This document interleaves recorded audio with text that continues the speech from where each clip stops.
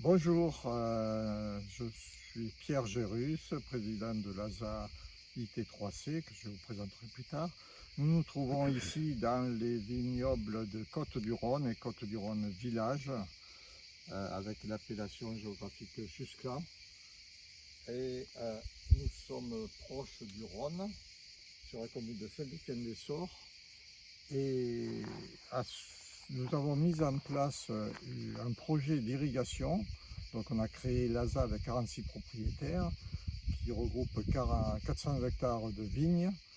Ceci suite au changement climatique et au besoin de la plante d'avoir de l'eau, surtout à certaines périodes de l'année. On a notamment constaté avec Alain Deloire qui nous aide dans cette démarche d'irrigation raisonnée que l'année dernière, au mois de juin, et même dès la floraison, ces vignes dans lesquelles nous sommes étaient en grande souffrance. Et on craignait pour la viabilité de ces vignes.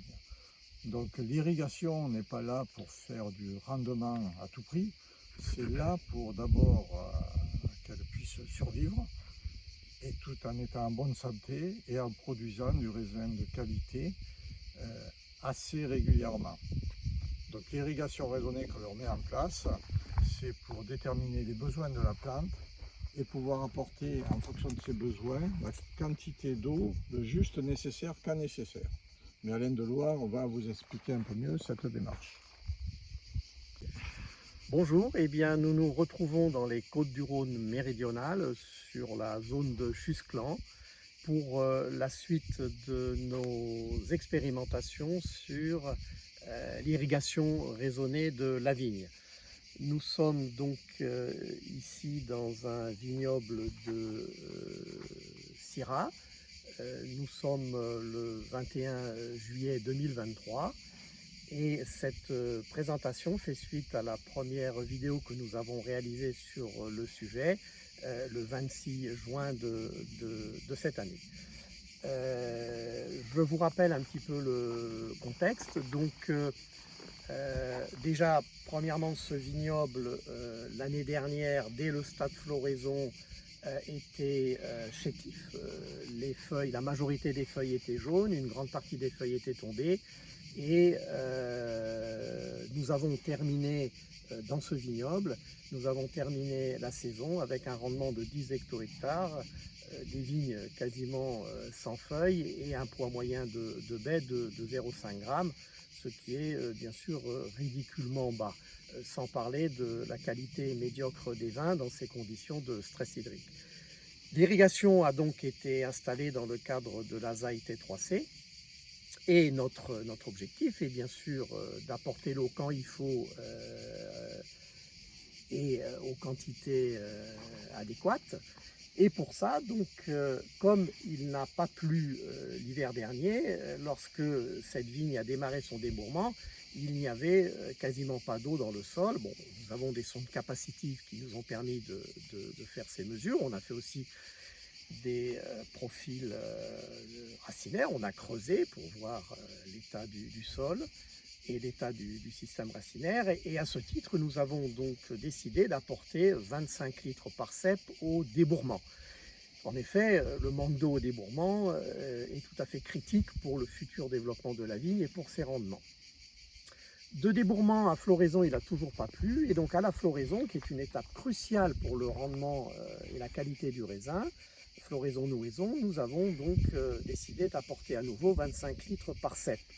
Alors 2 fois 25 litres par cep, si on raisonne par cep, ça nous fait, faites-nous confiance, 22 mm d'eau. Ce qui n'est pas beaucoup eu égard aux résultats que vous observez maintenant, c'est-à-dire une vigne qui est en très bonne santé, les feuilles sont vertes, les apex sont encore présents, la morphologie des grappes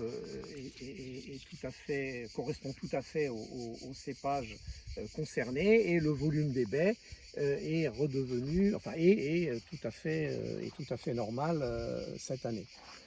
Donc aujourd'hui nous sommes ici parce que nous allons poursuivre nos mesures de manière à donner la consigne d'irrigation suivante afin que ce vignoble, que ce soit celui-là, la Syrah ou le vignoble de Grenache qui est à côté, nous travaillons sur Syrah-Grenache, afin que ces vignobles terminent leur cycle dans des conditions hydriques satisfaisantes et non pas en stress hydrique.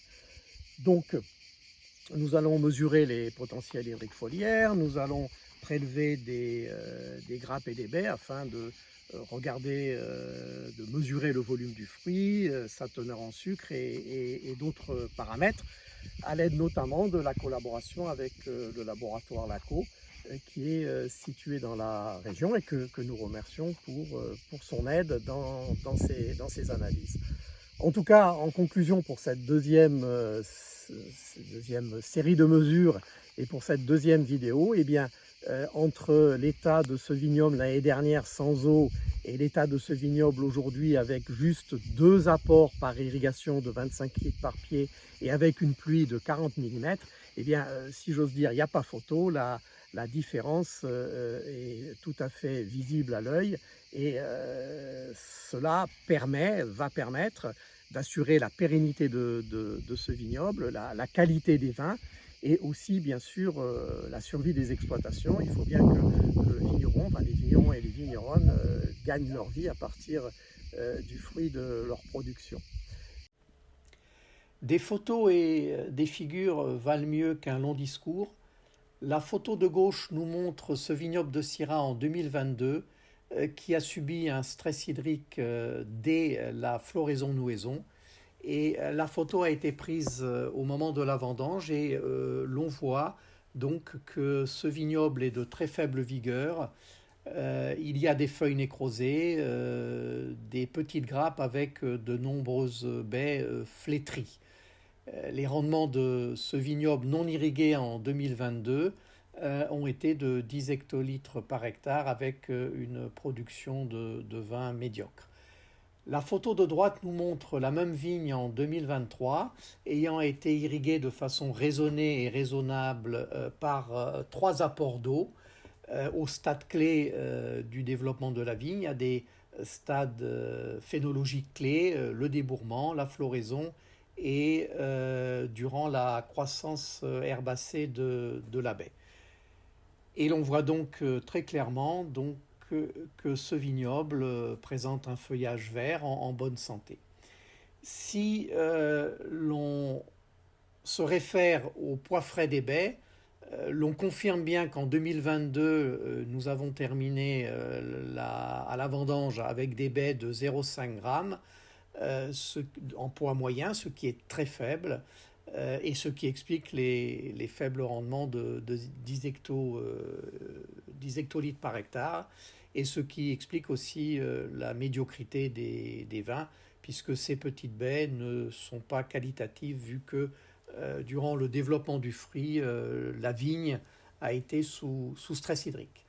Des pesées réalisées dès le 26 juin et le 24 juillet, donc à mi-véraison en 2023, montrent que ce même vignoble avec 3 apports d'eau a des grappes qui ont des baies qui ont un poids moyen de 1,3 g, ce qui est tout à fait normal en région méditerranéenne pour des vignobles sous contrainte hydrique modérée. Je pense donc qu'au moins à la date du 27 juillet 2023, la démonstration a été faite de l'intérêt de l'irrigation raisonnée et raisonnable, non pas pour augmenter les rendements de l'appellation, mais surtout pour supporter les rendements qui sont, je le rappelle, décidés à la taille. Sans parler bien entendu de la qualité des vins qui sera bien sûr bien meilleure qu'en 2022, puisque durant la croissance herbacée du fruit et durant la maturation, les grappes, les baies, la vigne n'aura pas subi de stress hydrique. Une contrainte hydrique modérée, oui, mais pas de stress hydrique. En tout cas, nous y veillerons avec notre stratégie d'irrigation raisonnée. Merci pour votre attention et rendez-vous pour la 3e vidéo au mois d'août.